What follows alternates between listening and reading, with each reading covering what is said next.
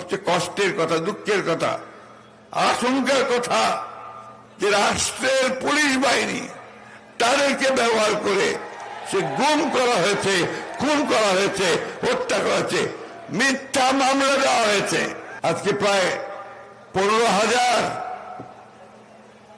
Councillor delegates Chuadanga জেলার, বাইরে আরো কয়েক হাজার। আপনাদের সকলকে আসসালামু আলাইকুম, অভিনন্দন জানাই, স্যালিউট করি চুয়াডাঙ্গাবাসীকে যে আজকে এই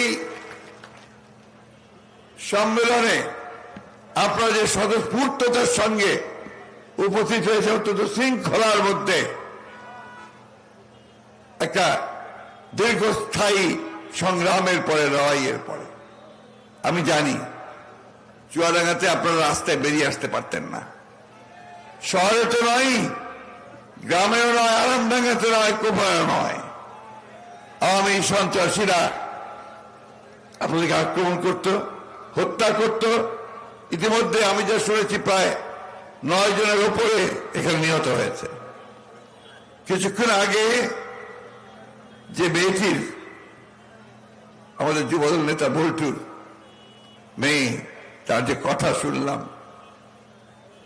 তার যে আত্মনাদ আহাজারি শুনলাম, যে আমি আমার বাবাকে বাবা বলে ডাকতে পারি না, কারণ উনি বাবা নেই। বাসায় ঢুকে কুপিয়ে কুপিয়ে হত্যা করেছে।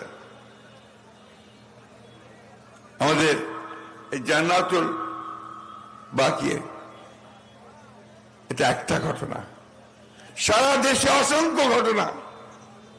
কোথাও কুপিয়ে মেরেছে, কোথাও গুলি করে মেরেছে, কোথাও তুলে নিয়ে গিয়ে গুম করে দিয়েছে, নদীতে ফেলে দিয়েছে, কখনো ফেরত পাওয়া যায় নাই। বন্ধুগণ, এটা একদিকে আওয়ামী লীগ, যুবলীগ, ছাত্রলীগের সন্ত্রাসীরা, অন্যদিকে সবচেয়ে কষ্টের কথা, দুঃখের কথা, আশঙ্কার কথা যে রাষ্ট্রের পুলিশ বাহিনী তাদেরকে ব্যবহার করে সে গুম করা হয়েছে, খুন করা হয়েছে, হত্যা করা হয়েছে, মিথ্যা মামলা দেওয়া হয়েছে।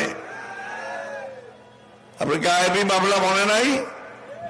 একটা ঘটনা ঘটুক আর না ঘটুক, মামলা দিয়েই সাথে সাথে 1005 জনের নাম, 2000 অজ্ঞাতনামা, আর ওই সঙ্গে লোকজনকে ঢুকিয়ে বাণিজ্য করা, অন্যদিকে হয়রানি করা, তাই না?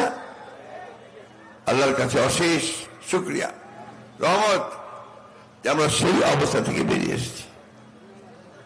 আজকে আমরা সেই মানুষগুলোকে দেখতে পাই না, আমরা সেই চেহারাগুলোকে দেখতে পাচ্ছি না, কারণ তারা জনগণের রোষে দেশ ছেড়ে পালিয়ে গেছে। বন্ধুগণ,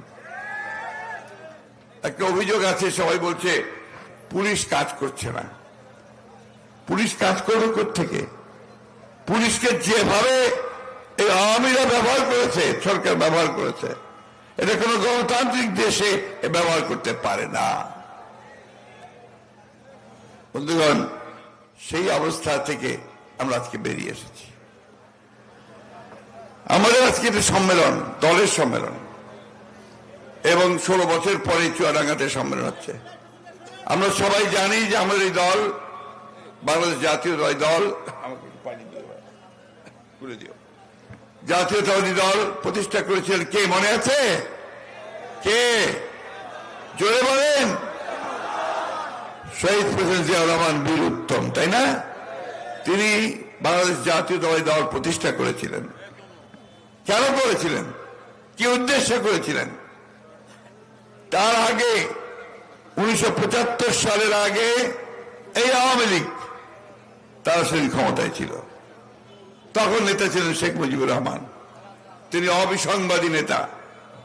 তার বিরুদ্ধে একটা কথা, তার বাইরে একটা কথা বলার কোন উপায় ছিল না। এবং তখন একটা ভয়াবহ বাহিনী সেদিন সমস্ত বাংলাদেশকে সমস্ত ধ্বংস করে দিচ্ছিল।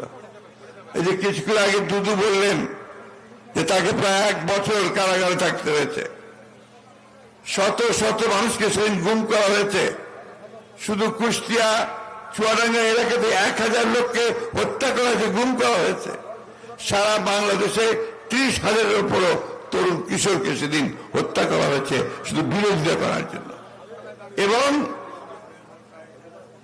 রক্ষী বাহিনী নামে একটা নতুন বাহিনী তৈরি করা হয়েছিল। আমি চেয়ারম্যান সরকার থেকে অনুমতি নেব, এই কথাগুলো বলা প্রয়োজন। আমরা